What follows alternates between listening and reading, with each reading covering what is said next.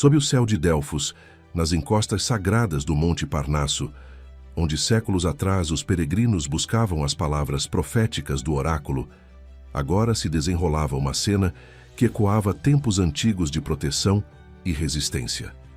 O sol descia, lentamente, tingindo os vales e as pedras milenares com tons dourados, enquanto 3 silhuetas avançavam entre os arbustos de tomilho selvagem e os ciprestes que pontilhavam a paisagem árida. Seus olhos fixos e determinados seguiam uma única presa. Um jovem de 15 anos caído entre as rochas, com a perna visivelmente deslocada após uma queda que o impedira de escapar daquilo que jamais deveria ter testemunhado. Enquanto os passos dos caçadores ecoavam no chão rochoso, uma figura emergiu das sombras. Uma mulher idosa, sozinha, aparentemente frágil, mas com um olhar tão profundo e determinado que fez os homens hesitarem. Aquela não era uma simples aparição. No Monte Sagrado, era o começo de algo que iria desafiar o que todos consideravam imutável nas terras do antigo oráculo. Stavros, um adolescente ateniense apaixonado por botânica e mitologia grega, estava em excursão escolar pelo Parque Nacional do Monte Parnasso.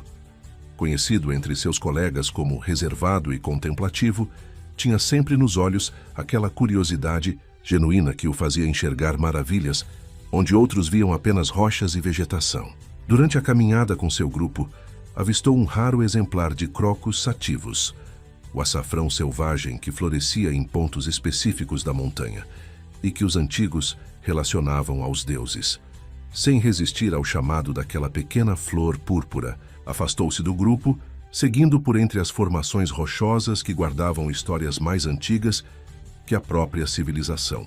O que começou como um momento de contemplação botânica transformou-se em pesadelo quando, escondido atrás de uma formação rochosa, testemunhou 3 homens armados acuarem um lince balcânico, espécie criticamente ameaçada e símbolo da conservação ambiental da região.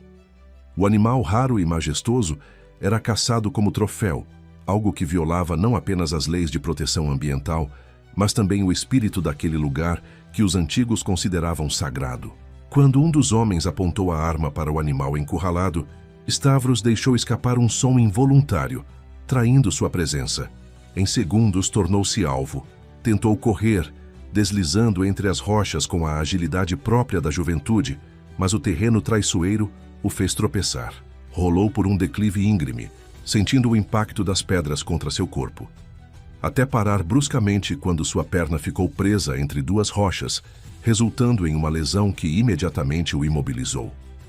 A dor era intensa, pulsante, mas o verdadeiro terror veio quando, lutando contra a visão que começava a embaçar, percebeu as 3 silhuetas descendo cuidadosamente em sua direção.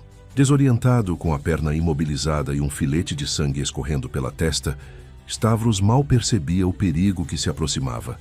Os 3 homens caçadores contratados por interesses poderosos sabiam que precisavam silenciar aquela testemunha inconveniente.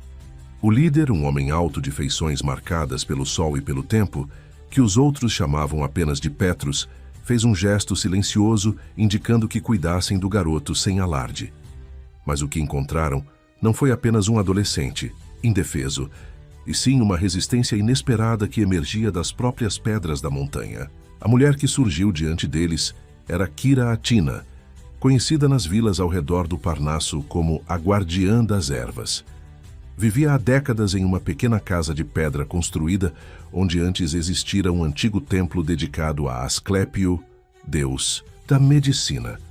Os moradores locais a respeitavam e temiam em igual medida, pois dizia-se que ela conhecia os segredos das plantas medicinais que nem mesmo a ciência moderna havia catalogado. Com passos firmes e olhar desafiador, interpôs-se entre os caçadores e o jovem ferido. Em suas mãos trazia um bastão de oliveira antiga, símbolo de paz, mas também de autoridade inquestionável. Sem elevar a voz, apenas com sua presença, imponente e o olhar que parecia atravessar almas, fez os homens recuarem momentaneamente. Aquela interrupção providencial deu tempo para que outras 2 figuras emergissem das sombras. Geórgios, ex-guarda florestal de ombros largos e olhar vigilante, que conhecia cada trilha e caverna do Parnasso, como as linhas de sua própria mão, e Helene, uma ex-dançarina de danças folclóricas gregas, que após perder o movimento perfeito das pernas em um acidente, encontrara nas montanhas uma nova forma de expressão e liberdade. Os três formavam uma aliança improvável, mas poderosa. Cada um carregava cicatrizes de um mundo que raramente perdoa aqueles que ousam desafiar suas regras. Geórgios fora afastado de seu cargo após denunciar esquemas de extração ilegal de mármore pentélico em áreas protegidas, patrocinados por políticos influentes de Atenas. Helene perdera sua carreira quando se recusou a participar de espetáculos que comercializavam a cultura grega de forma superficial para turistas. Quanto a Kira Atina, poucos conheciam sua história completa, mas sussurrava-se que um dia perdera uma filha para a cidade grande e que, desde então, dedicara sua vida a proteger tanto as criaturas da montanha quanto os segredos antigos enterrados em suas pedras. Stavros, embora aterrorizado e confuso pela dor, compreendeu instintivamente que aquelas três pessoas representavam sua única chance de sobrevivência. Havia algo neles que transmitia não apenas segurança, mas uma conexão profunda com aquele lugar sagrado, como se fossem extensões vivas da própria montanha. Naquela noite, abrigado na humilde casa de pedra de Kira Atina, enquanto ela aplicava cataplasmas de ervas em sua perna ferida e murmurava canções antigas que pareciam acalmar até mesmo a dor mais intensa, o jovem ateniense foi apresentado a um mundo paralelo que existia nas sombras da Grécia moderna, um mundo onde os esquecidos e marginalizados pela sociedade encontravam propósito ao se tornarem guardiões do que ainda restava intocado pela ganância humana. O líder dos caçadores, Petros, apelidado de Aetos Niágia, por sua visão aguçada e natureza predatória, não era um simples caçador de troféus. Trabalhava para um poderoso grupo empresarial ateniense que planejava transformar parte do Monte Parnasso em um exclusivo complexo turístico que prometia experiências autênticas da Grécia Antiga para milionários internacionais. Stavros não era apenas uma testemunha incômoda, era uma ameaça concreta aos planos já avançados de descaracterização daquela área protegida. O que o jovem testemunhara e registrara em seu celular poderia desencadear investigações capazes de interromper o projeto milionário. Enquanto a noite avançava sobre o Monte Parnasso e o vento antigo sussurrava entre as ruínas de templos esquecidos, Stavros começava a compreender que seu destino estava agora entrelaçado com o daquela montanha sagrada e que o conhecimento botânico, que antes era apenas um hobby, poderia se tornar sua mais poderosa ferramenta de resistência. Na casa de pedra iluminada apenas por lamparinas de azeite, três guardiões improváveis e um jovem ferido iniciavam uma jornada que desafiaria não apenas homens poderosos, mas séculos de esquecimento e abandono do sagrado. O Monte Parnasso, que testemunhara o nascimento de profecias e o ocaso de impérios, preparava-se para mais uma batalha silenciosa entre aqueles que buscavam explorar suas riquezas e os poucos que ainda escutavam suas antigas histórias. A manhã despontava sobre o Monte Parnasso, banhando as antigas pedras com uma luz dourada que parecia despertar memórias adormecidas há milênios. Na pequena casa de pedra de Kira Atina, Stavros despertou sobressaltado, momentaneamente desorientado pelo ambiente desconhecido. O aroma de ervas secas penduradas em feixes do teto baixo e o calor reconfortante do fogo que ainda ardia na lareira trouxeram de volta os eventos da tarde anterior. Sua perna, agora cuidadosamente enfaixada com bandagens embebidas em uma mistura medicinal que exalava um perfume intenso de tomilho e algo mais que não conseguia identificar, doía menos do que esperava.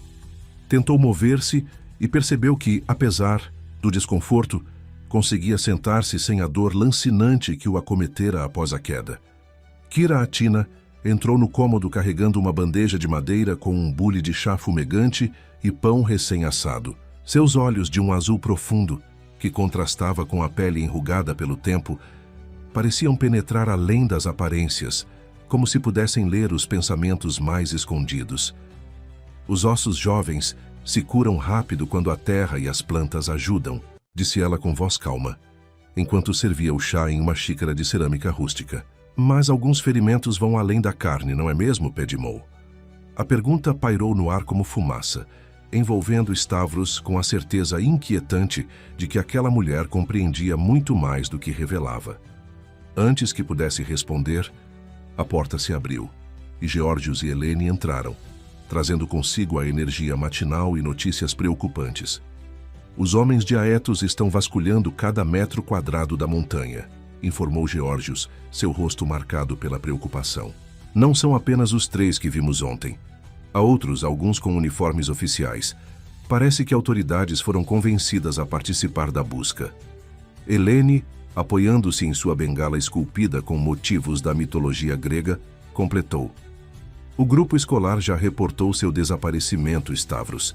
Há policiais, bombeiros e voluntários procurando por você.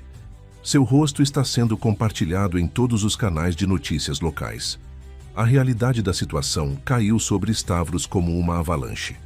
Não era apenas um garoto perdido na montanha, era o centro de uma busca organizada e, ao mesmo tempo, o alvo de pessoas perigosas dispostas a silenciá-lo. Seu celular, que continha as fotos dos caçadores e do lince ameaçado, estava sem bateria, mas representava a única prova concreta do crime que testemunhara. Não podemos simplesmente entregá-lo às autoridades, disse Geórgios, passando a mão pelos cabelos grisalhos com evidente frustração. Não sabemos quem está comprometido com os interesses do Grupo Prometeus. Stavros ergueu os olhos confuso. Grupo Prometeus? Foi Kiratina quem respondeu, sua voz assumindo um tom grave, que parecia ecoar a sabedoria dos antigos oráculos.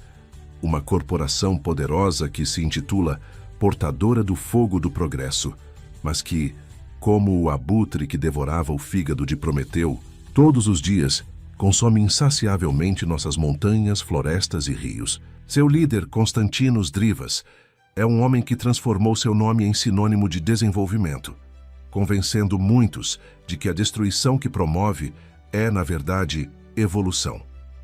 Helene sentou-se ao lado de Stavros, seus olhos gentis contrastando com a dureza do assunto.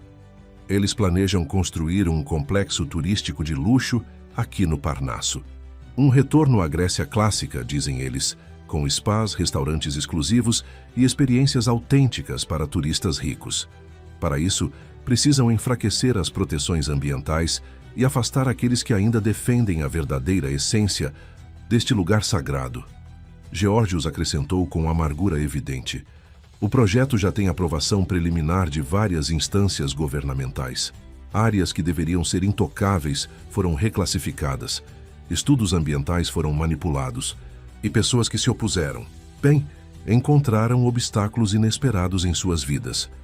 O silêncio que se seguiu foi carregado de significados não ditos, de histórias pessoais marcadas por injustiças e retaliações. Stavros percebeu que estava diante de pessoas que haviam sacrificado muito mais do que poderia imaginar para proteger aquele pedaço de terra. O que eles querem com o lince? Perguntou finalmente, tentando organizar as informações que recebia. Kiratina suspirou profundamente antes de responder. O lince balcânico é uma das últimas espécies que impede legalmente o avanço do projeto. Sua presença obriga à preservação de uma área muito maior do que o Grupo Prometeus deseja respeitar. Se provarem que o animal não habita mais estas encostas, ou se os poucos exemplares restantes desaparecerem, não precisou completar a frase. A lógica sinistra era clara. Sem o lince, sem a proteção legal. Um plano sistemático de extermínio disfarçado de caçadas isoladas. A indignação cresceu no peito de Stavros como uma chama. Aquele lugar, com sua história milenar e sua biodiversidade única, sendo reduzido a números em planilhas corporativas e maquetes de resorts de luxo. Precisamos contar a alguém, exclamou tentando levantar-se, mas sendo impedido pela dor na perna. Tenho as fotos no meu celular. Se conseguirmos carregá-lo e enviar para jornalistas ou para organizações ambientais... Geórgios balançou. A cabeça, um sorriso triste se formando em seus lábios. Não é tão simples, jovem. O Grupo Prometeus possui participação em quase todos os grandes veículos de mídia do país. E as ONGs que ainda ousam desafiá-los enfrentam processos judiciais intermináveis que drenam seus recursos e credibilidade. Foi quando Helene, que permanecera pensativa, falou com uma centelha de esperança na voz. Mas ainda temos a rede de Heracles. Os olhos de Kira, Athina e Geórgios se iluminaram com o comentário, como se uma possibilidade real surgisse pela primeira vez. Diante do olhar interrogativo de Stavros, Helene explicou. Uma rede de resistência silenciosa que se estende por toda a Grécia. Antigos guardas florestais, biólogos afastados de universidades por defenderem causas inconvenientes, advogados que perderam suas licenças por enfrentarem corporações, jornalistas independentes, pastores de montanha, pescadores tradicionais, pessoas comuns que se recusam a ver o país transformado em um parque temático para turistas enquanto sua essência se perde. Geórgios completou. Temos códigos, rotas seguras, sistemas de comunicação que não dependem de tecnologia rastreável. Parece antiquado, mas é justamente por isso que funciona. É como os antigos resistentes durante a ocupação, invisíveis à vista, mas presentes em toda parte.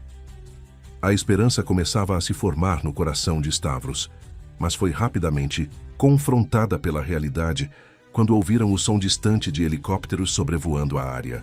Kira, Athina, moveu-se com agilidade surpreendente para alguém de sua idade, fechando as pesadas cortinas de lã e verificando se a fumaça da chaminé não estava muito visível. Precisamos movê-lo, disse ela com firmeza. Esta casa é conhecida. Cedo ou tarde, a busca chegará até aqui, seja pelos que querem salvá-lo, seja pelos que desejam silenciá-lo. Uma decisão silenciosa parecia ter sido tomada entre os 3 guardiões. Helene aproximou-se de Stavros com um pequeno frasco contendo um líquido âmbar. Este é um analgésico natural. Vai ajudá-lo a suportar o movimento. Precisamos levá-lo para um lugar mais seguro até que possamos contatar a rede de Heracles. Enquanto Geórgios preparava uma mochila com suprimentos essenciais e Kira, Athina reforçava os curativos em sua perna, Stavros sentiu uma mistura contraditória de medo e determinação crescendo dentro dele. Por um lado, era apenas um estudante de Atenas, um garoto comum que gostava de plantas e mitologia. Por outro, estava agora no centro de uma batalha muito maior que ele mesmo. Uma luta pela preservação não apenas de uma espécie ameaçada ou de uma montanha sagrada, mas de um modo de vida e de uma conexão com a terra que remontava aos primórdios da civilização grega. Para onde vamos? Perguntou, enquanto Geórgios o ajudava a ficar de pé, testando o quanto de peso poderia colocar sobre a perna machucada. Foi Kira, Athina quem respondeu, seus olhos brilhando com uma intensidade quase sobrenatural. Para a Caverna de Corician, um santuário antigo dedicado ao deus Pan e às ninfas, escondido nas entranhas do Parnasso. Um lugar que nem mesmo os guias turísticos mais detalhados mencionam, protegido por passagens estreitas e conhecidas apenas por aqueles que a montanha escolhe como dignos. O sol já estava alto quando o pequeno grupo deixou a casa de pedra por uma saída secundária, quase invisível entre as rochas da encosta. Enquanto os helicópteros continuavam seu patrulhamento acima e equipes de busca gritavam o nome de Stavros pelos vales, os 4 iniciaram uma jornada por trilhas esquecidas, onde apenas as pegadas de animais selvagens e o ocasional pastor de cabras deixavam marcas. Uma jornada que levaria Stavros não apenas ao coração físico da montanha, mas ao núcleo de uma resistência silenciosa que, como as raízes das antigas oliveiras, se espalhava invisível, sustentando a superfície visível da Grécia. A jornada através das encostas ocultas do Monte Parnasso revelou-se um desafio maior do que Stavros poderia ter imaginado. Cada passo enviava ondas de dor por sua perna machucada, mesmo com o analgésico natural de Kira, Athina correndo em suas veias. O grupo avançava lentamente por trilhas, que pareciam desaparecer e reaparecer entre as rochas, como se a própria montanha decidisse momento a momento se permitiria ou não sua passagem. Geórgios liderava o caminho com a confiança de quem conhecia cada pedra e arbusto, ocasionalmente parando para verificar sinais que apenas seus olhos treinados conseguiam detectar. Um galho quebrado de maneira específica, pedras arranjadas em determinado padrão, marcas quase invisíveis em troncos antigos. São os sinais da rede, explicou ele ao perceber o olhar curioso de Stavros. Uma linguagem silenciosa que utilizamos para comunicar rotas seguras, perigos, presença de aliados ou inimigos. Alguns destes códigos remontam à resistência contra os otomanos. Outros foram criados durante a ocupação alemã. Adaptamos e preservamos este conhecimento, passando-o apenas àqueles que provam ser dignos de confiança. O sol começava sua descida quando chegaram a uma pequena clareira natural protegida por ciprestes centenários. O ar ali parecia diferente, mais fresco, carregado de aromas de ervas selvagens e de uma inexplicável sensação de serenidade. Kira Atina fez um gesto para que parassem. Descansaremos aqui, anunciou, tirando da bolsa um pequeno pacote envolto em folhas de figueira. Este é um lugar seguro, abençoado pelas antigas divindades. Nenhum mal nos encontrará enquanto estivermos sob sua proteção. Enquanto compartilhavam um simples, mas revigorante alimento de pão, queijo de cabra e azeitonas conservadas em ervas, Stavros observava seus 3 protetores com crescente admiração. Havia neles uma dignidade e uma força interior que pareciam transcender suas aparentes fragilidades. Kira Atina, com sua idade avançada. Geórgios carregando as marcas de décadas de lutas perdidas e pequenas vitórias. E Helene, com sua mobilidade limitada pela bengala. Nenhum deles seria considerado um herói típico nas histórias modernas. No entanto, ali estavam arriscando tudo para proteger não apenas um garoto desconhecido, mas algo muito maior. Como vocês 3 se conheceram? Perguntou Stavros finalmente, quebrando o silêncio contemplativo que havia se instalado. Helene sorriu, seus olhos refletindo memórias distantes. O Parnasso nos uniu, como une todos os que verdadeiramente escutam sua voz. Mas cada um de nós chegou aqui por caminhos diferentes, marcados por perdas e descobertas. Foi Geórgios quem começou a compartilhar sua história, enquanto suas mãos ásperas desenhavam padrões distraídos na terra. Eu nasci em uma família de guardas florestais. Meu pai e meu avô, todos dedicaram suas vidas a proteger estas montanhas. Para mim, não era apenas um trabalho, era uma herança, uma responsabilidade sagrada que carregava com orgulho. Durante 28 anos, conheci cada trilha, cada nascente, cada criatura que habitava o Parnasso. Vi estações passarem, florestas se renovarem após incêndios, animais nascerem e partirem. A montanha se tornou mais meu lar do que qualquer casa onde dormi. Seu rosto endureceu ao continuar. Então começaram os projetos de desenvolvimento. Primeiro pequenos, quase imperceptíveis. Uma área de camping aqui, uma estrada de acesso ali. Depois maiores, mais agressivos. Quando documentei e denunciei a extração ilegal de mármore em uma área protegida, descobri quão profunda era a corrupção. O diretor do parque, políticos locais, até mesmo alguns de meus colegas, todos tinham sido comprados. Fui transferido, depois afastado por problemas psicológicos, finalmente demitido, após uma falsa acusação de roubo de equipamentos. Perdi minha carreira, minha pensão, minha reputação. Helene tocou gentilmente o braço de Geórgios, num gesto silencioso de compreensão, antes de compartilhar sua própria jornada. Eu era dançarina profissional de danças folclóricas gregas. Viajava pelo mundo representando nossa cultura, nossas tradições. Acreditava estar preservando algo precioso, até perceber que estava apenas embalando estereótipos para consumo turístico. Os espetáculos se tornavam cada vez mais distantes das verdadeiras raízes, adaptados para agradar expectativas estrangeiras. Quando me recusei a participar de uma produção que transformava rituais sagrados em entretenimento superficial, fui marginalizada. Então veio o acidente. Ela fez uma pausa, sua mão inconscientemente acariciando a perna que a forçava a usar a bengala. Um acidente conveniente que encerrou minha carreira de dança, mas abriu meus olhos para uma missão maior. Foi quando encontrei Kira Atina, que não apenas tratou meu corpo, mas despertou minha alma para o que realmente importava preservar. Todos os olhares se voltaram para a anciã, que permaneceu em silêncio por alguns momentos, como se decidindo quanto de sua história estaria disposta a revelar. Quando finalmente falou, sua voz carregava o peso de décadas de memórias. Minha história não é diferente da história desta montanha. Ambas testemunhamos a passagem de impérios, a mudança de deuses, a transformação de verdades em mitos e de mitos em mercadorias. Nasci durante a ocupação, quando o pão era escasso, mas a dignidade abundante. Aprendi o poder das plantas com minha avó, que as usava para curar tanto feridas físicas quanto espirituais. Estudei, tornei-me farmacêutica, trabalhei em Atenas, acreditando que a ciência moderna e o conhecimento tradicional poderiam caminhar juntos. Seus olhos se tornaram distantes, fixados em algum ponto invisível além do horizonte. Tinha uma filha, Sofia, brilhante, apaixonada pela natureza como eu. Ela se tornou bióloga, especialista em espécies ameaçadas. Foi uma das primeiras a documentar o retorno do lince balcânico ao Parnaso. Sua pesquisa representava um obstáculo significativo para muitos interesses econômicos. Kira Atina fez uma pausa, e ninguém ousou quebrar o silêncio carregado que se seguiu. Quando continuou, havia uma determinação férrea em sua voz.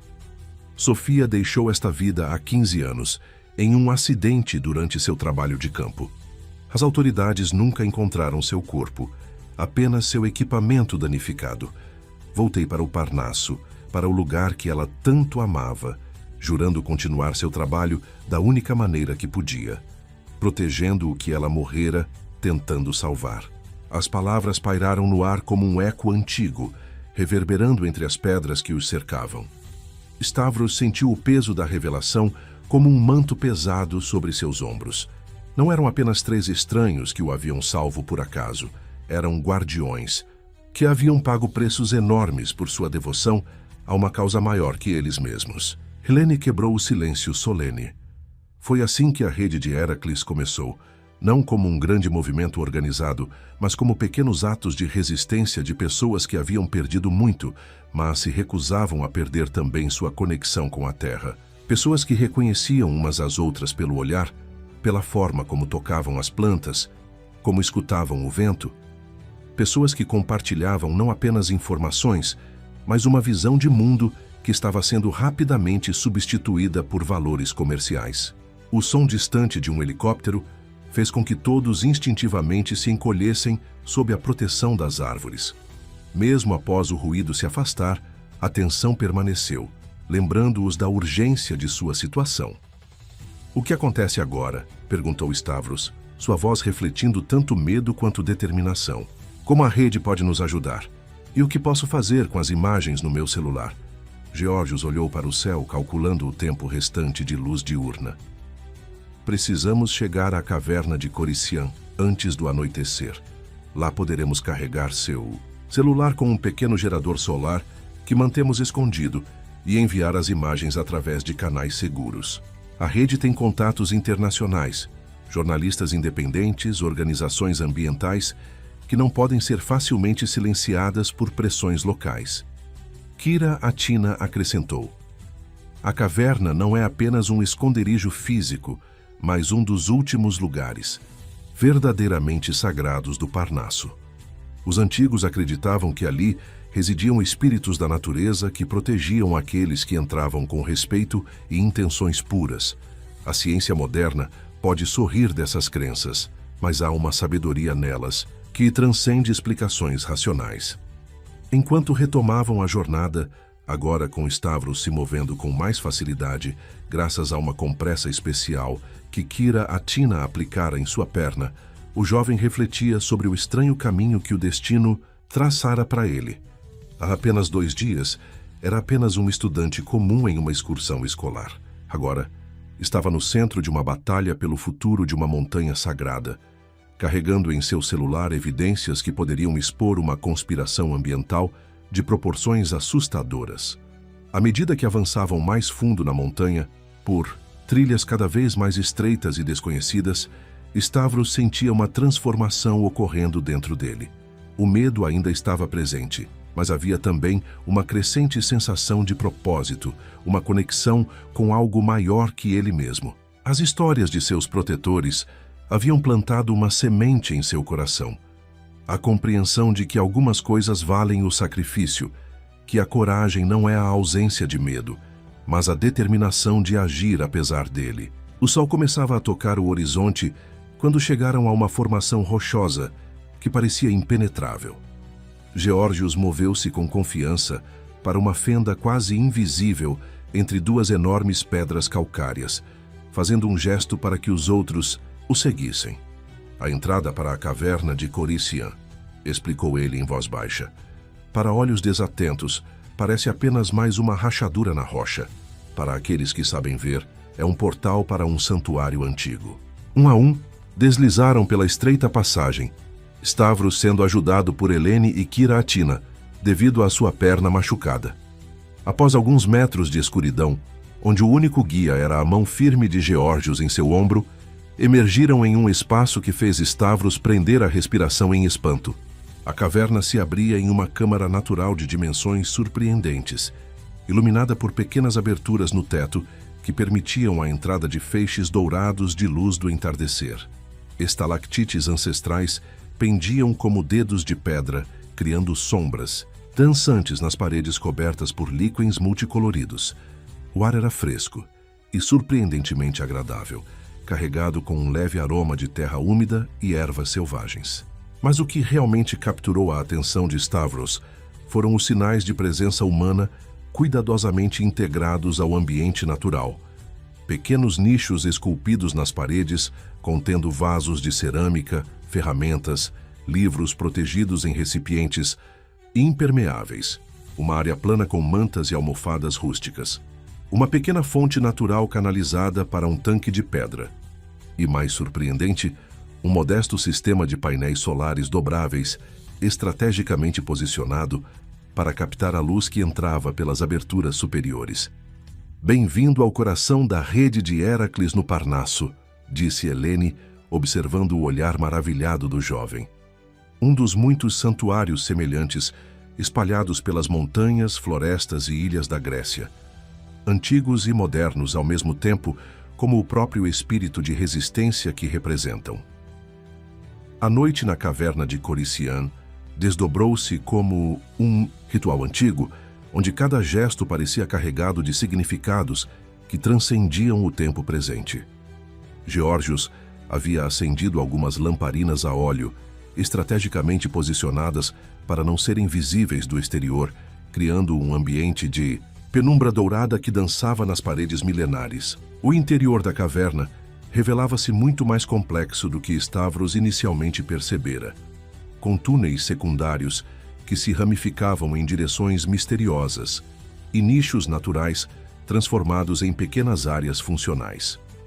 Em um desses espaços, Kira Atina preparava uma refeição simples, mas nutritiva, utilizando um pequeno fogareiro alimentado por álcool de origem vegetal. O aroma de ervas selvagens e pão aquecido preenchia o ar, misturando-se com a umidade natural da caverna, criando uma atmosfera estranhamente acolhedora naquele refúgio primitivo.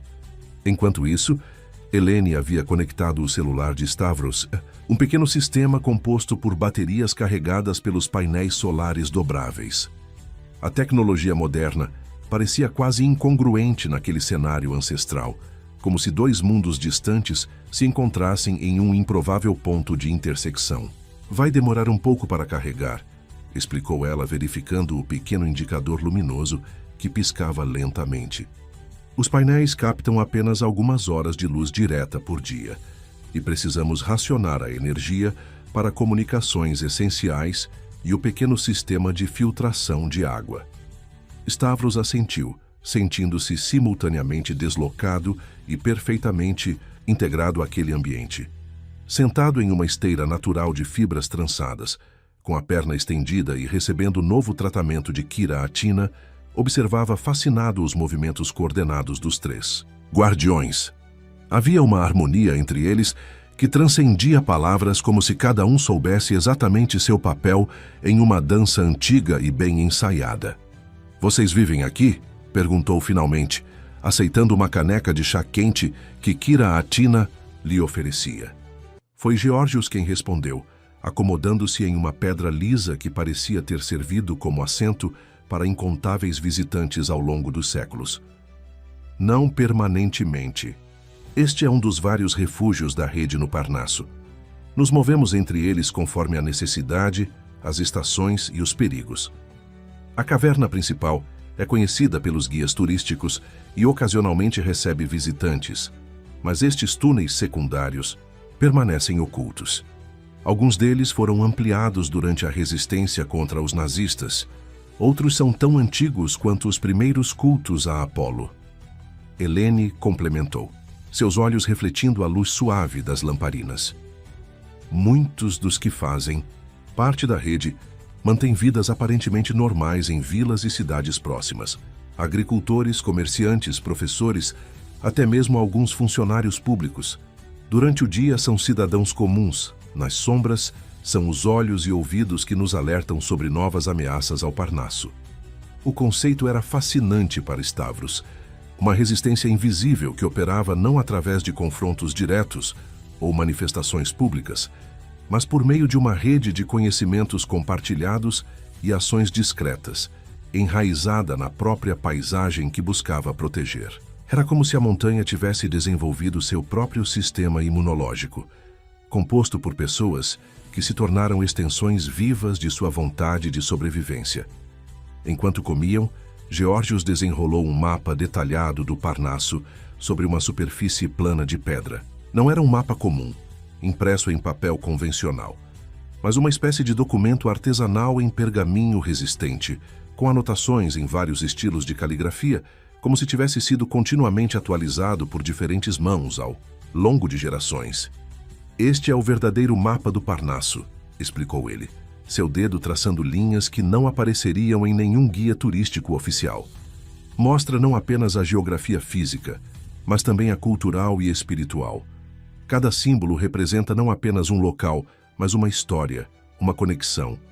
Stavros observava fascinado as marcações intrincadas, fontes consideradas sagradas desde tempos pré-helênicos, cavernas com pinturas rupestres ainda não catalogadas oficialmente, áreas de nidificação de espécies raras, ruínas de templos menores engolidos pela vegetação, locais de resistência histórica contra invasores ao longo dos séculos. Era como se uma camada invisível da realidade se revelasse diante de seus olhos, uma Grécia paralela que existia nas sombras da Grécia oficial dos cartões postais e pacotes turísticos. E aqui, disse Kira a Tina, apontando para uma área marcada com um símbolo que lembrava uma árvore estilizada, é onde o grupo Prometheus planeja construir seu Eco Resort. 200 quartos de luxo, 3 restaurantes, um spa que utilizará águas sagradas e um centro de experiências culturais autênticas. Tudo isso em uma área que abriga algumas das últimas famílias de lince balcânico e plantas medicinais que existem apenas nesta parte específica do Parnasso. Helene acrescentou, seu rosto endurecendo. Eles chamam de desenvolvimento sustentável. Prometem empregos, turismo de qualidade, exposição internacional. É assim que convencem autoridades locais e moradores que precisam de renda.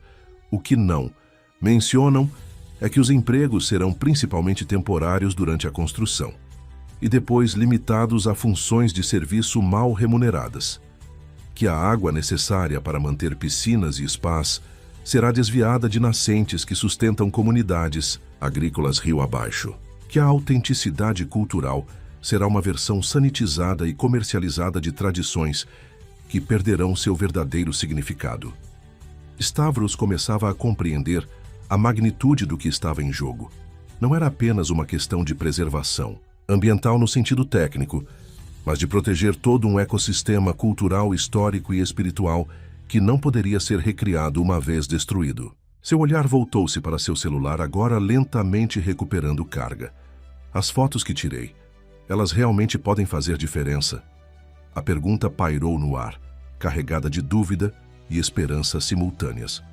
Geórgios suspirou profundamente, antes de responder. Por si só, provavelmente não. O grupo Prometheus tem advogados suficientes para contestar a autenticidade das imagens, ou argumentar que eram caçadores independentes sem conexão com seus interesses. Mas como parte de um quebra-cabeça maior que a rede vem montando há anos, sim, podem ser uma peça crucial. Kira Atina aproximou-se, sentando-se ao lado de Stavros, com a graciosidade de quem carrega o peso da sabedoria como uma honra, não, como um fardo. O que você testemunhou não foi um incidente isolado, Padmé. Foi parte de um padrão sistemático que documentamos cuidadosamente. Cada evidência que reunimos é como uma gota d'água, insignificante sozinha, mas parte de uma corrente que pode, com tempo e persistência, erodir até mesmo as pedras mais duras. À medida que a noite avançava, a conversa aprofundou-se em direções que Stavros jamais imaginara explorar.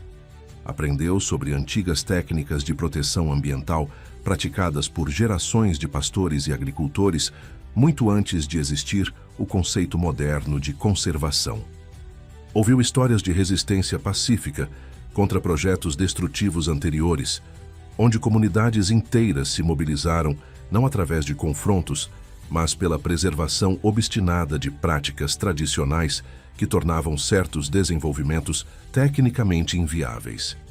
Descobriu como o conhecimento botânico que sempre o fascinara não era apenas uma curiosidade científica, mas um legado vivo que conectava pessoas à Terra de formas profundas e significativas. Em determinado momento, enquanto Helene verificava novamente o celular em carregamento, Stavros sentiu uma estranha vibração percorrer o ar da caverna. Notou que seus 3 protetores também haviam percebido, trocando olhares significativos. "O que foi isso?" perguntou, sentindo um inexplicável arrepio percorrer sua espinha. Geórgios levantou-se, movendo-se silenciosamente até uma das entradas secundárias da caverna. "Provavelmente nada preocupante", respondeu, mas seu tom contradizia suas palavras. "O Parnasso tem suas próprias vozes. Algumas são apenas o vento e a água trabalhando a rocha. Outras..." Deixou a frase inacabada, desaparecendo no túnel escuro. Kira Atina sorriu diante da expressão preocupada de Stavros. "Não tema. Geórgios conhece cada vibração desta montanha como conhece sua própria respiração. Se fosse algo realmente perigoso, já estaríamos em movimento." A explicação não diminuiu completamente a apreensão de Stavros, mas havia algo no calmo pragmatismo da idosa que inspirava confiança. Ela não era alguém que ignorava perigos reais, mas tampouco alguém que se deixava dominar por medos infundados. Minutos depois, Geórgios retornou, seu rosto uma mistura complexa de alívio e nova preocupação. "Não são perseguidores", informou, sentando-se novamente. "É Vasilis, traz notícias da vila." Helene reagiu imediatamente. "Vasilis? Ele não deveria estar aqui. Deve ser algo sério." Antes que Stavros pudesse perguntar quem era Vasilis, um homem magro de meia-idade entrou na câmara principal, carregando uma mochila surrada e com o rosto marcado pelo esforço físico de uma caminhada difícil. Seus olhos vivos e perspicazes rapidamente avaliaram o ambiente antes de se fixarem em Stavros com evidente curiosidade. "Então este é o jovem desaparecido que toda a região está procurando", comentou com um leve sorriso antes de se voltar para os 3 guardiões com expressão mais grave. A busca foi intensificada. Não são apenas autoridades locais agora. Agentes de Atenas chegaram hoje, com equipamentos avançados, drones térmicos, cães farejadores especialmente treinados, e há homens que não parecem parte da operação. Oficial de resgate, fazendo perguntas, oferecendo recompensas por informações. A atmosfera na caverna mudou instantaneamente, tornando-se densa com nova tensão. Kira Atina foi a primeira a quebrar o silêncio. "Quanto tempo temos antes que comecem a explorar esta área?" Vasilis, que Stavros agora compreendia ser outro, membro da rede, provavelmente um dos olhos e ouvidos nas comunidades próximas, considerou a pergunta cuidadosamente antes de responder. 2 dias, talvez menos. Eles estão expandindo a busca em círculos concêntricos a partir do último ponto onde o garoto foi visto. Ainda estão concentrados no lado oposto da montanha, mas estão avançando metodicamente. Geórgios trocou olhares significativos com Kira Atina e Helene, uma comunicação silenciosa que falava de decisões difíceis que precisavam ser tomadas. Foi Helene quem verbalizou o que todos pareciam estar pensando. "Precisamos acelerar o plano. Não podemos mais esperar que o celular carregue completamente ou que possamos contatar todos os nós da rede. Temos que agir com o que temos agora. Stavros sentiu o peso da situação caindo sobre seus ombros. Até aquele momento, parte dele ainda se agarrava à ideia de que tudo seria eventualmente resolvido, que seria encontrado pelas equipes de busca legítimas, retornaria à sua vida normal em Atenas, e as evidências que carregava encontrariam seu caminho para as autoridades apropriadas através da rede de Heracles. Agora, confrontado com a realidade da caçada que se intensificava, compreendia que não haveria retorno simples à normalidade. Qualquer ação que tomassem teria consequências permanentes, tanto para ele quanto para seus protetores. "O que exatamente estamos planejando fazer?" perguntou sua voz mais firme do que esperava, surpreendendo a si mesmo com a determinação que sentia crescer dentro de si. Geórgios desenrolou novamente o mapa, desta vez focando em uma área diferente. "Existe um lugar no Parnasso conhecido apenas por alguns poucos", explicou, seu dedo traçando um caminho através de terrenos marcados com símbolos que Stavros não conseguia interpretar. Os antigos o chamavam de Onfalos, o umbigo do mundo, um ponto, onde, segundo as crenças, os reinos divino e terreno se tocam. Para a ciência moderna, é apenas uma formação geológica incomum criada por antigas atividades vulcânicas e erosão. Para nós, é o coração verdadeiro do Parnasso, um lugar de poder tanto simbólico quanto prático. Kira Atina continuou a explicação, seus olhos brilhando com intensidade renovada. "O Onfalos é também o ponto exato onde as terras destinadas ao resort e a área de proteção integral se encontram. O local onde o grupo Prometeus planeja construir seu edifício principal, transformando o que foi considerado sagrado por milênios em uma atração turística exclusiva. Se pudéssemos levar suas evidências para lá, combiná-las com outras, que a rede reuniu, e fazer isso de uma maneira que não pudesse ser ignorada ou silenciada." Helene completou o pensamento. "Criaríamos um símbolo poderoso demais para ser ignorado, não apenas por autoridades locais ou nacionais, mas internacionalmente. O tipo de imagem que transcende barreiras linguísticas e culturais, falando diretamente ao coração daquilo que todos reconhecem como valioso e digno de proteção." À medida que detalhavam o plano, Stavros sentia uma transformação ocorrendo dentro de si. Não era mais apenas um garoto assustado buscando segurança, mas um participante ativo em algo maior que ele mesmo. As histórias que ouvira naquela noite, as vidas dedicadas à proteção silenciosa daquele lugar sagrado, a resistência paciente que persistia apesar de todos os obstáculos, tudo isso ressoava profundamente com algo que sempre sentira, mas nunca pudera nomear. Uma conexão com a Terra que ia além do interesse científico, uma responsabilidade que transcendia obrigações cívicas convencionais. "Estou pronto", disse finalmente, surpreendendo a todos com a certeza em sua voz. "O que precisamos fazer?" A madrugada ainda não havia cedido lugar ao amanhecer quando o pequeno grupo deixou a segurança da caverna de Corician. O ar estava impregnado com aquela qualidade especial que precede o nascer do sol. Frio, cristalino, carregado de possibilidades. Stavros, agora com a perna enfaixada, com uma nova compressa medicinal preparada por Kira Atina, movia-se com surpreendente facilidade, como se a própria determinação que crescera dentro dele durante a noite tivesse propriedades curativas. O plano havia sido meticulosamente discutido até as primeiras horas da manhã. Vasilis retornaria à vila para disseminar informações que direcionariam as buscas para longe de seu verdadeiro caminho, enquanto Geórgios, Helene, Kira Atina e Stavros empreenderiam a jornada até o Onfalos. O celular de Stavros, agora com carga suficiente para funcionar por algumas horas, estava seguramente guardado em um compartimento impermeável na mochila de Helene, junto com outras evidências reunidas pela rede ao longo dos anos. Documentos comprometedores, amostras de contaminação de nascentes, fotografias de reuniões secretas entre executivos do grupo Prometeus e oficiais que deveriam proteger o parque. A rota que seguiam não aparecia em nenhum mapa oficial.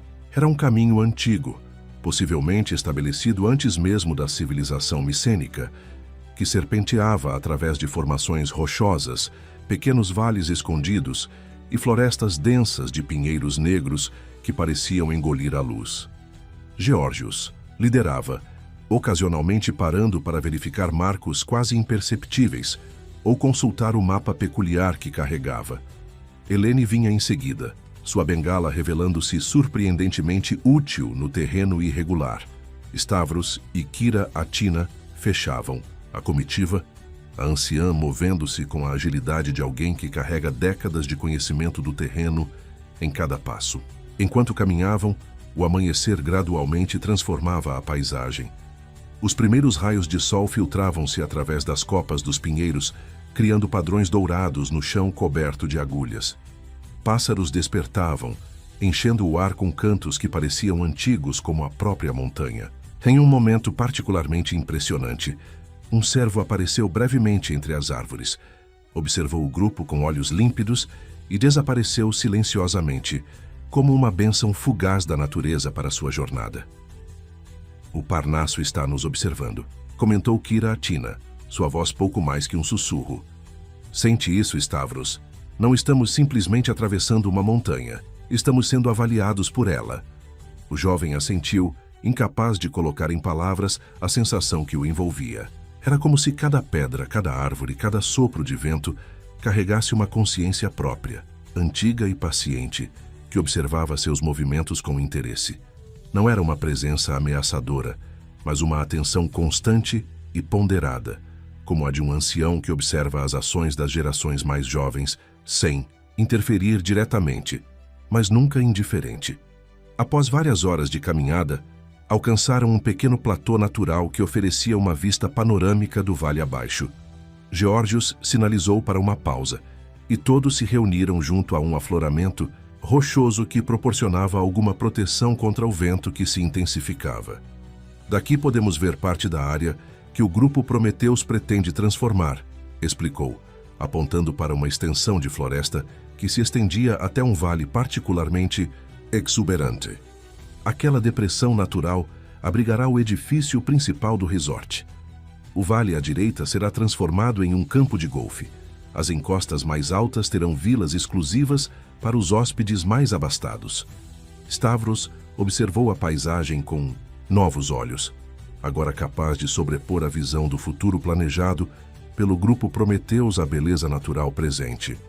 A ideia de ver aquela harmonia selvagem substituída por gramados artificialmente verdes e estruturas arquitetônicas, por mais ou integradas ao ambiente que pretendessem ser, provocou uma dor física em seu peito. "Eles realmente acreditam estar honrando este lugar?" perguntou a incredulidade evidente em sua voz. Foi Helene quem respondeu, seus olhos refletindo uma tristeza antiga. "Alguns, genuinamente, acreditam estar criando algo positivo. Turismo sustentável, aproximar as pessoas da natureza, valorizar o patrimônio cultural. São frases que soam bem em apresentações corporativas e folders promocionais. Outros sabem exatamente o que estão destruindo, mas desenvolveram a habilidade de não enxergar o que não desejam ver." Kira Atina acrescentou, sua mão enrugada acariciando distraidamente uma pequena planta que crescia entre as rochas. "É a doença do nosso tempo", pedimou. A capacidade de transformar tudo, terra, água, ar, cultura, história, em números em uma planilha, de enxergar valor apenas naquilo que pode ser comprado e vendido. Os antigos tinham outro entendimento. Mesmo quando utilizavam a natureza, reconheciam sua sacralidade, pediam permissão, ofereciam gratidão. O grupo retomou a jornada com renovada determinação. À medida que avançavam, o terreno tornava-se progressivamente mais desafiador. Trilhas praticamente invisíveis levavam por passagens estreitas entre rochas. Pequenos córregos precisavam ser atravessados em pontos específicos e ocasionalmente enfrentavam trechos quase verticais que exigiam habilidades básicas de escalada. Para surpresa de todos, Stavros adaptava-se com notável facilidade, como se seu corpo jovem respondesse a algum chamado profundo que transcendia a dor e o cansaço. Em um momento particularmente difícil, quando precisavam atravessar uma fenda estreita sobre um pequeno abismo, foi ele quem descobriu instintivamente o caminho mais seguro, surpreendendo até mesmo Geórgios com sua intuição natural. "O Parnasso fala com você", observou Kira Atina com um sorriso enigmático. "Alguns nascem com ouvidos capazes de escutar o que as pedras e árvores sussurram. É um dom raro nos dias de hoje." O sol já havia ultrapassado seu zênite quando finalmente alcançaram uma área que parecia diferente de tudo que haviam atravessado até então. Era um pequeno vale circular, quase perfeitamente formado, cercado por formações rochosas que lembravam colunas naturais. No centro, uma estrutura peculiar emergia do solo. Uma pedra arredondada, ligeiramente cônica, com marcações antigas quase apagadas pelo tempo. Ao redor dela, a vegetação crescia em padrões concêntricos, como ondas congeladas emanando de um ponto central. "O Ónfalos", anunciou Geórgios com reverência genuína. "O umbigo do mundo, segundo os antigos. O ponto onde Apolo matou a serpente Píton e estabeleceu seu oráculo. O lugar onde as energias da Terra se concentram e se manifestam de formas que nossos ancestrais compreendiam melhor do que nós." Stavros aproximou-se lentamente da pedra central, sentindo uma estranha vibração no ar que parecia intensificar-se a cada passo. Não era algo que pudesse ser explicado pela ciência convencional. Uma sensação quase elétrica, como se o próprio ar estivesse carregado de uma energia palpável. Ao tocar a superfície da pedra, sentiu um calor surpreendente, como se ela gerasse sua própria temperatura independente do ambiente. "É extraordinário", murmurou, incapaz de encontrar palavras mais adequadas para a experiência. Kira Atina sorriu, satisfeita com sua reação. Os antigos não eram tolos supersticiosos, como muitos modernos gostam de pensar. Reconheciam e reverenciavam fenômenos que a ciência atual apenas começa a redescobrir. Este lugar tem propriedades geológicas e energéticas únicas. Um ponto onde campos magnéticos naturais se comportam de maneira incomum, onde certas plantas crescem com vitalidade inexplicável, onde a água que brota é especialmente pura e revitalizante. Helene já havia começado a preparar o que chamavam de documentação final, organizando as evidências físicas que haviam trazido, conectando o celular de Stavros a um pequeno dispositivo que permitiria enviar as imagens através de um canal de comunicação seguro. Enquanto isso, Geórgios desembrulhava cuidadosamente um objeto que mantivera protegido durante toda a jornada. Uma câmera profissional com lentes, especiais para capturar imagens em condições diversas. "O que exatamente vamos fazer aqui?", perguntou Stavros, observando os preparativos com crescente curiosidade. Kira Atina sentou-se em uma pedra plana próxima ao Ónfalos, seus olhos refletindo a sabedoria acumulada ao longo de décadas. "Vamos criar um testemunho que não poderá ser ignorado. Não apenas científico ou legal, mas também simbólico. Algo que falará simultaneamente à razão e ao coração daqueles que o virem." Conforme explicavam o plano em detalhes, Stavros sentia um misto de admiração e apreensão. O que propunham não era simplesmente um ato de documentação, mas uma forma de resistência criativa que combinava ciência moderna, tecnologia e simbolismo antigo de maneiras que transcendiam protestos convencionais. Utilizariam o Ónfalos como ponto focal para criar um registro multidimensional das ameaças ao Parnasso, evidências científicas da biodiversidade única que seria perdida, documentação dos métodos questionáveis usados para aprovar o projeto, testemunhos de comunidades locais cujas vidas seriam afetadas e, crucialmente, as imagens capturadas por Stavros dos caçadores perseguindo o lince balcânico, espécie protegida cujo habitat seria destruído pelo desenvolvimento proposto. As próximas horas foram de trabalho intenso e metódico. Stavros, recuperando suas habilidades com plantas que tanto cultivara em Atenas, auxiliou Kira Atina a coletar e identificar espécies endêmicas da área, algumas das quais só existiam naquele microclima específico do Parnasso. Geórgios documentava visualmente não apenas o ambiente natural, mas também as marcas já visíveis de preparação para o futuro desenvolvimento. Estacas de demarcação discretamente colocadas, pequenas áreas onde amostras de solo haviam sido extraídas, sinais sutis de atividade humana que a maioria dos visitantes jamais notaria. Helene, por sua vez, trabalhava na parte tecnológica da operação, garantindo que cada evidência fosse adequadamente registrada, catalogada e preparada para transmissão através da rede de comunicações alternativas que a rede de Heracles havia desenvolvido ao longo dos anos. Um sistema que utilizava tanto tecnologia moderna quanto métodos analógicos impossíveis de serem interceptados eletronicamente. À medida que o sol começava sua descida no horizonte, banhando o vale circular com uma luz dourada quase sobrenatural, uma estranha calma tomou conta do grupo. Era como se, tendo feito tudo o que estava ao seu alcance, agora entregassem o resultado de seus esforços a forças maiores que eles mesmos, não necessariamente divindades, no sentido religioso tradicional, mas ao poder coletivo da verdade, da beleza natural e da consciência humana em seu melhor. Foi nesse momento de serenidade que ouviram o primeiro som distante de helicópteros. Geórgios imediatamente ficou alerta, seus sentidos aguçados por décadas de vigilância constante. Estão se aproximando muito mais rápido do que esperávamos, observou, verificando os equipamentos que ainda não haviam sido completamente desmontados. Vasilis deve ter encontrado dificuldades para desviar as buscas. Helene trabalhava agora com urgência renovada, finalizando a transmissão das evidências através de conexões estabelecidas com aliados em diversos pontos da Grécia e internacionalmente. 60% concluído, informou seus dedos movendo-se com precisão, apesar da pressão crescente. Precisamos de mais alguns minutos para garantir que tudo seja enviado.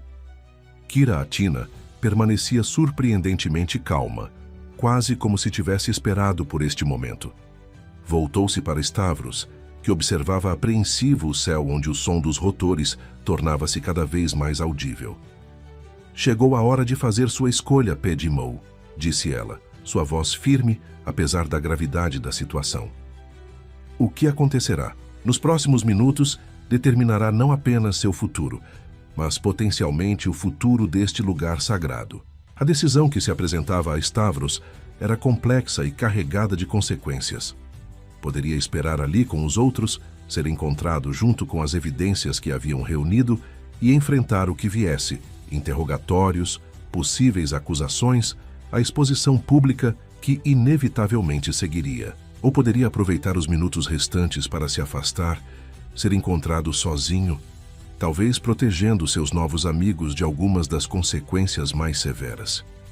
Não era uma escolha entre certo e errado, mas entre diferentes formas de compromisso com a verdade e com aqueles que haviam arriscado tudo para protegê-lo. Enquanto ponderava, seus olhos encontraram a pedra do Ónfalos, brilhando com um fulgor especial sob a luz do entardecer. Algo naquela visão cristalizou sua decisão. Ficarei, declarou com uma certeza que surpreendeu a si mesmo. O que começamos juntos, terminaremos juntos. A verdade precisa de testemunhas dispostas a defendê-la abertamente. Um sorriso de aprovação iluminou o rosto enrugado de Kira Atina. Geórgios assentiu com respeito, reconhecendo no jovem ateniense uma coragem que ecoava a dos antigos guardiões do Parnasso. Helene finalizou a transmissão com um suspiro de alívio. Concluído. Agora não importa o que aconteça aqui, a verdade já está em movimento pelo mundo impossível de ser contida. Os helicópteros estavam agora claramente visíveis, circulando o vale em busca de espaço para pouso. Luzes de lanternas podiam ser vistas, movendo-se entre as árvores nas encostas próximas. Equipes de busca terrestres convergindo para sua localização. O momento de confronto aproximava-se rapidamente. Foi então que algo inesperado aconteceu. No exato instante em que o primeiro helicóptero tentava manobrar para um pouso difícil, na borda do vale circular, um lince balcânico emergiu da vegetação densa. Majestoso, com sua pelagem característica e olhos penetrantes, o animal simplesmente parou à beira da clareira, observando os humanos presentes com uma intensidade que parecia transcender o mero instinto animal. Por vários segundos que pareceram esticar-se indefinidamente, o lince permaneceu imóvel, como uma estátua viva que conectava passado e presente. Então, tão abruptamente quanto aparecera, desapareceu novamente na floresta. O momento não passou despercebido.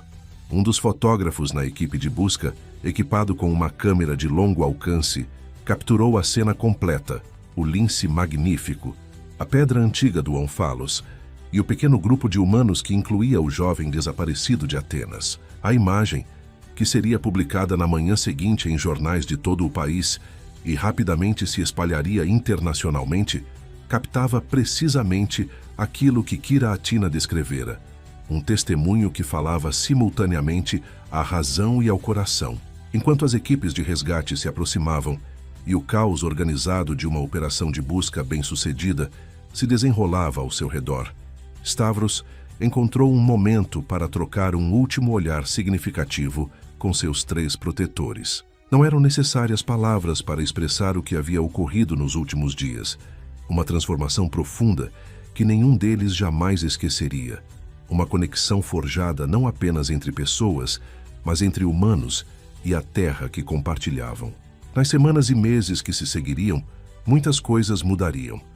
O projeto do Grupo Prometheus enfrentaria escrutínio público sem precedentes, exposto não apenas pela documentação técnica e legal que a rede de Heracles havia compilado, mas amplificado pela história de um jovem estudante que se perdeu nas montanhas e encontrou uma verdade muito maior.